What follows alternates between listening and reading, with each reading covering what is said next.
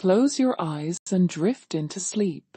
Let the gentle whispers of the waves carry you to a place where time slows, where the scent of salt and lavender lingers in the air. Listen closely, and perhaps, in the world of dreams, you will meet Meyer, a traveler who once sought peace and found a home by the endless sea. Meyer had been traveling for what felt like an eternity. Her journey had taken her through winding mountain roads, bustling cities filled with neon lights, and endless fields that stretched into golden horizons. She had seen the world in its many colors, but it was the quiet that she longed for now, a place where her weary feet could rest and her heart could breathe again. When she arrived at the seaside village, a soft hush seemed to settle around her, as if the very air had conspired to cradle her in peace. The scent of salt and lavender twined together, carried by the breeze that whispered through the narrow streets. The cobblestone pathways, worn smooth by countless footsteps over the years, gleamed under the golden afternoon light. Seagulls called overhead, their voices rising and falling like the crests of the ocean waves beyond.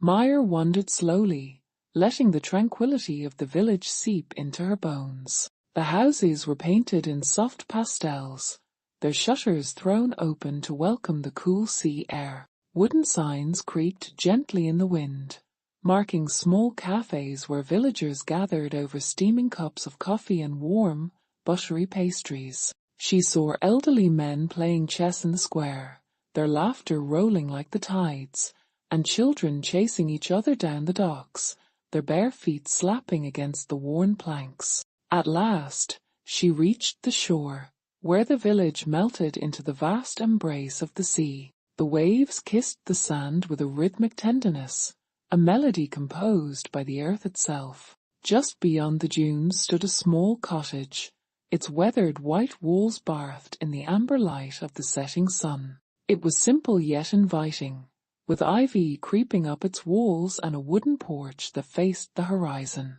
She knew, instinctively, that this was where she belonged.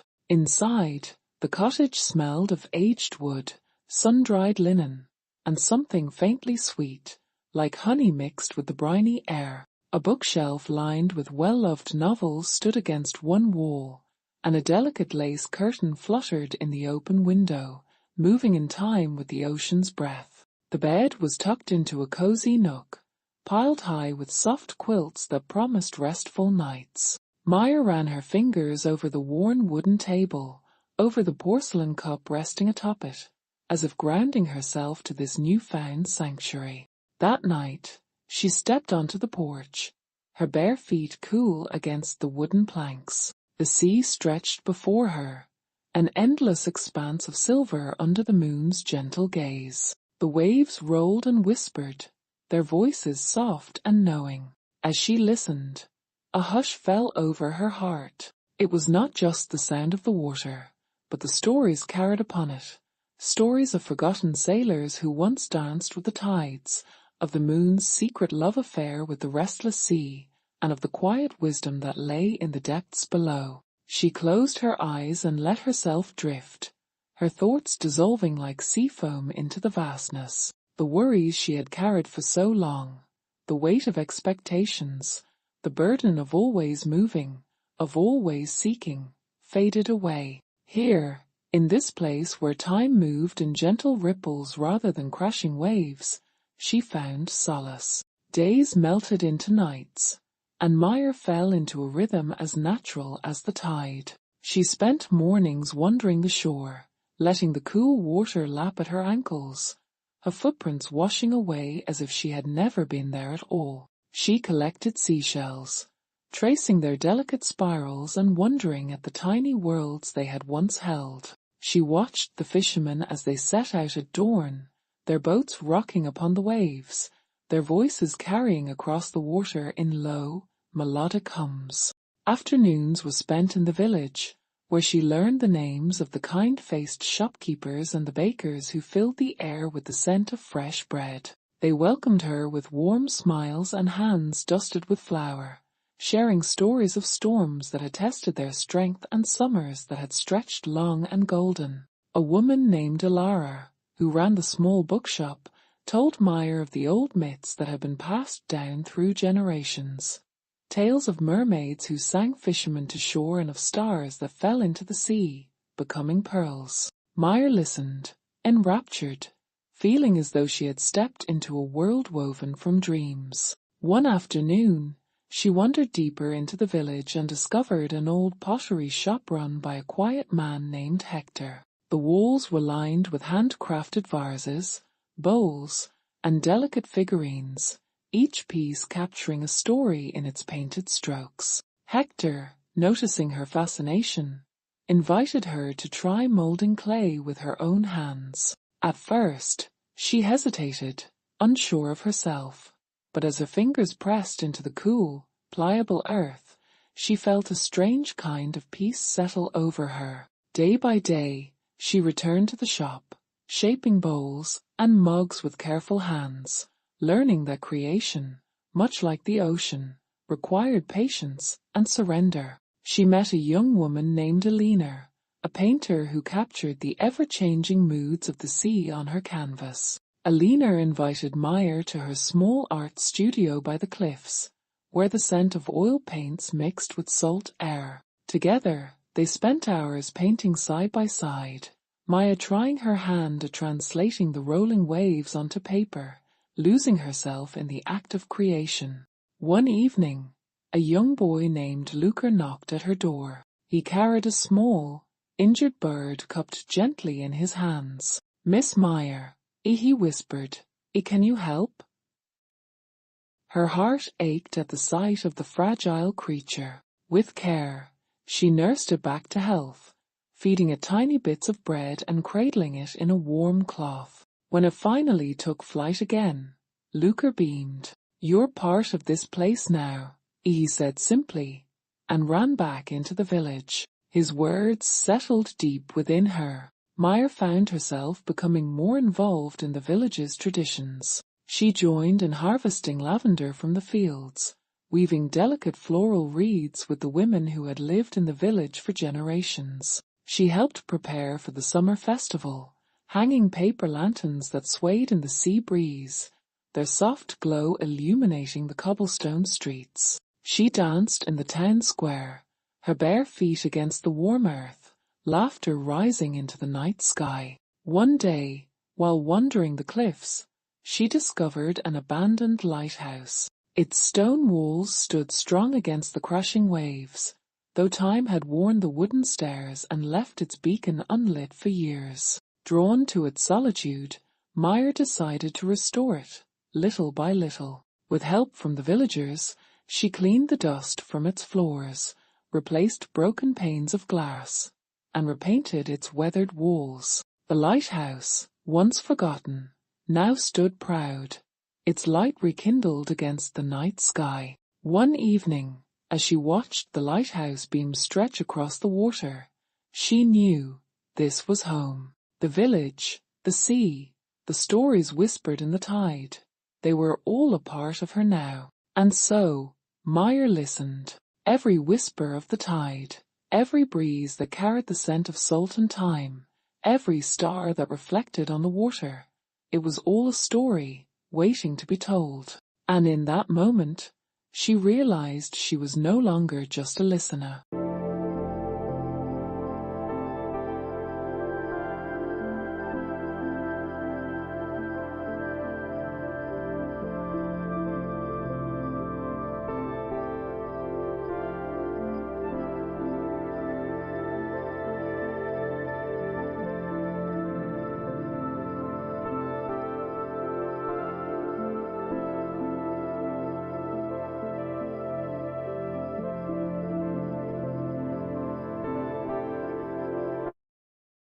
The dreamy river. In a quiet little village, where the stars twinkled softly and the moon shone like a pearl, there was a small, winding river. The villagers called it the dreamy river because its waters moved ever so slowly, whispering lullabies to the trees and flowers as it flowed. By the riverbank, under a grand old willow tree, lived a little otter named Ollie. Ollie had the softest fur, the roundest little nose, and big, sleepy eyes. He loved nothing more than floating on his back in the river, letting the gentle current rock him like a cradle. Ollie loved the quiet hours of the night, when the world slowed down, and the river whispered its secrets. He would watch the fireflies flicker like tiny stars, listen to the soft rustling of the willow leaves, and feel the cool night breeze tickle his fur. It was his favorite time of day, the moment when the whole world seemed to be falling asleep with him.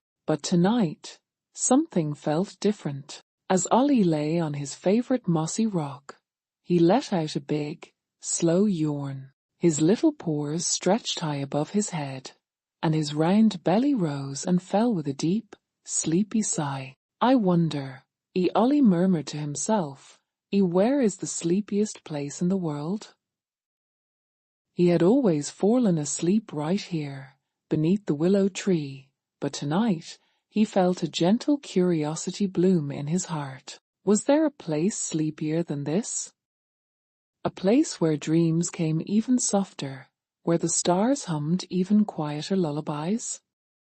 There was only one way to find out. With a gentle push, Ollie slipped into the water, letting the river cradle him like a mother's arms. The current was soft, steady, like a rocking boat on a sea of dreams. His little body floated effortlessly, the water wrapping around him in a warm embrace. As Ollie drifted down the river, he passed the whispering reeds. They swayed gently, brushing against the water's surface, their thin, golden stalks bending like dancers in the wind. "Where are you going, little one?" They whispered in voices as soft as sighs. "I'm looking for the sleepiest place in the world," Ollie murmured. The reeds rustled, swaying this way and that. "The sleepiest place? Oh, little traveler, you must follow the river. It knows the way." Ollie smiled and let the river carry him forward. A little farther along, he floated past a family of fireflies, blinking softly in the reeds. Their tiny lights glowed golden in the night, flickering like warm candle flames. "Where are you going, Ollie?" they asked, their lights twinkling gently. "I'm looking for the sleepiest place in the world," Ollie sighed. "The sleepiest place?" The fireflies hummed. "Follow the river, little one. It will take you where dreams begin." Ollie's eyes grew heavier. His little paws relaxed as he let himself drift. The fireflies blinked softly behind him, their golden glow melting into the distance. As the river wound its way through the valley, Ollie reached a place where smooth, round stones lay scattered in the shallow waters. These were no ordinary stones. Each one hummed ever so softly, like the gentle purr of a sleeping kitten. Their sound was warm and deep, a melody that wrapped around Ollie like a cozy blanket. He closed his eyes and listened. Hum, hum, hum, hum. The sound vibrated through the water, making it feel as though the river itself was breathing, sighing, and singing a lullaby. Ollie let out a small, contented sigh. "Is this the sleepiest place?" He wondered, but the river kept moving, and Ollie felt its gentle pull, as if it were whispering, "Not yet, little one, there is still more to see." And so, with a deep, sleepy breath, Ollie continued on his journey. The river led him next to a meadow bathed in moonlight. Tall, soft grass stretched toward the sky, swaying in the night breeze. Silver blue flowers with petals like velvet opened their faces to the moon, soaking in its quiet glow. A family of moths flitted lazily among the blossoms, their wings dusted with soft, glowing powder. "Where are you going, little traveler?" the moths asked, their voices light as feathers. "I'm looking for the sleepiest place in the world," Ollie murmured. The moths fluttered gently around him. "You are close, dear otter. Let the river guide you." The soft scent of the flowers filled the air, a perfume so gentle that it made Ollie's eyelids droop even more. He yawned, stretching his little paws once more. But the river was still moving, still whispering, "Come, little one." And so, Ollie floated on. Soon, he heard the soft hoot of a wise, old owl, perched in the tallest tree by the river's edge. "Who is drifting on my river?" The owl asked in a voice as smooth as velvet. "It's me, Ollie," the little otter answered, his voice slow and sleepy. "I'm looking for the sleepiest place in the world." The owl chuckled, a warm and knowing sound. "Oh, little one," he cooed, "you have already found it. Listen to the river, feel the breeze, and let yourself drift deeper and deeper into sleep." Ollie's round eyes blinked drowsily. "But how will I know when I've arrived?" he whispered. The owl fluffed his feathers and smiled. "You will know, because your dreams will carry you the rest of the way." And with that, the old owl closed his eyes, tucking his head beneath his wing. Ollie let out one final, soft sigh. His little body felt lighter than a feather. The water was warm and gentle. The stars above twinkled like tiny night lights. The reeds whispered. The humming stones sang. The moonlit flowers swayed. The owl's voice melted into silence. And just like that, Ollie drifted into dreams, floating softly beneath the sleepy sky.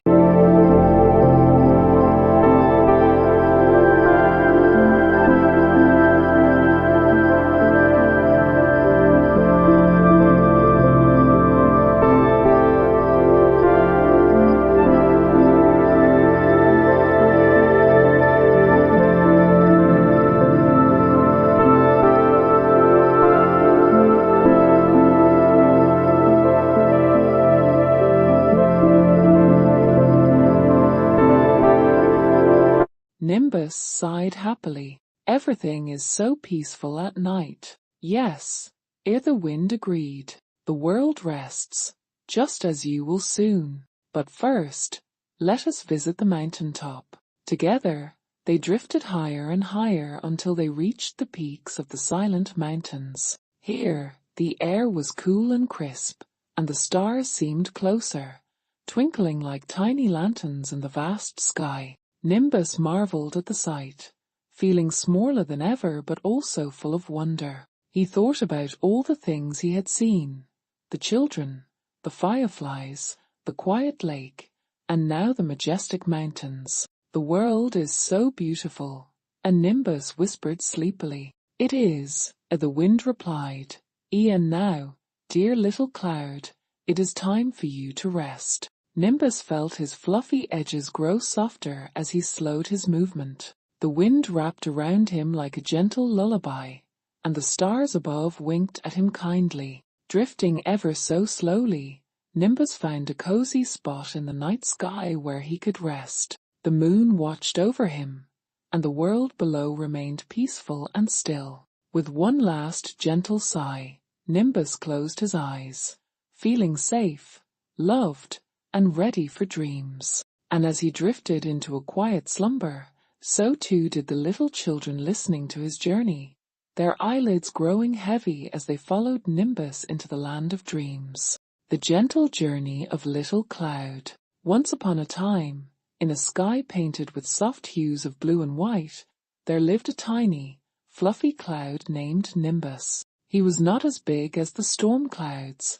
nor as wispy as the high-floating cirrus clouds. He was just a small, round cloud with a heart full of wonder and curiosity. Nimbus loved floating over the vast world below, watching the rivers sparkle like silver ribbons and the trees sway gently in the wind. But most of all, he loved listening to the stories the wind would whisper to him as it passed by. One evening, as the golden sun began to sink below the horizon, painting the sky in pink and orange, Nimbus felt a gentle nudge from the evening breeze. "Nimbus, it's time for a journey," the wind whispered. "Would you like to see the world beyond the hills?" Nimbus twirled in excitement. "Oh yes! I've always wanted to see what lies beyond the rolling hills and deep valleys." And so, with the wind as his guide, Nimbus floated gently across the sky. The journey was slow and peaceful, just like the drifting of a feather on a quiet lake. Below, fields of golden wheat stretched endlessly, and in the distance, a sleepy village nestled among the trees, its rooftops glowing softly under the evening light. As Nimbus passed over the village, he saw children laughing and playing in the meadows. He listened to their giggles as they chased fireflies, their little hands reaching out to the tiny glowing orbs that danced like stars in the twilight. The sight made Nimbus feel warm and happy inside. He wanted to stay and watch forever, but the wind nudged him along. "Come, Nimbus, we have more to see," it whispered gently. So, Nimbus floated on. The night deepened, and the stars began to twinkle above. He passed over a quiet lake, its waters so still that it reflected the moon like a perfect mirror. Owls hooted softly from the trees, their voices blending with the rustling leaves in a nighttime melody.